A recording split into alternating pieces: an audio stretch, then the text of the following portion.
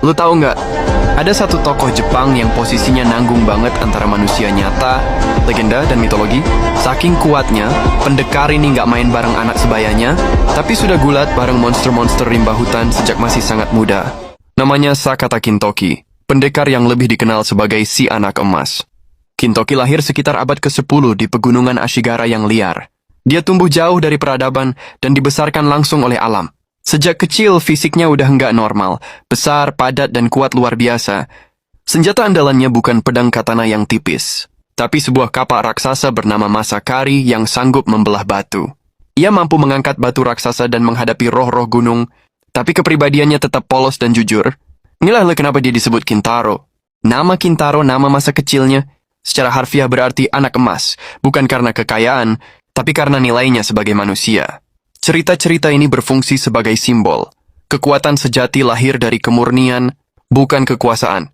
Dalam legenda yang dipercaya masyarakat Jepang, dia saking kuatnya nggak main bareng anak sebayanya, tapi gulat bareng monster-monster hutan seperti beruang. Mungkin terdengar mustahil, tapi di pegunungan Jepang era itu, beruang adalah penguasa rimba. Dan Kintoki adalah satu-satunya yang bisa menaklukkannya. Kintoki bahkan menjinakkan beruang tersebut dan menjadikannya teman setia sekaligus tunggangannya. Pada titik ini kisahnya masih murni mitologis, tapi segalanya berubah ketika ia ditarik masuk ke sejarah. Ketika Minamoto no Yorimitsu, seorang jenderal penting dari klan Minamoto yang bekerja untuk istana kekaisaran, mendengar rumor tentang anak gunung dengan kekuatan di luar nalar. Ketika Yorimitsu menemui Kintoki, ia tidak melihat monster tapi potensi pasukan elit negara. Kintoki dibawa ke Kyoto, dunia yang sepenuhnya asing baginya, penuh aturan, hierarki, dan intrik. Disinilah Kintoki secara simbolis turun dari gunung dan masuk ke peradaban. Ia diberi nama resmi Sakata Kintoki dan dilatih sebagai prajurit elit.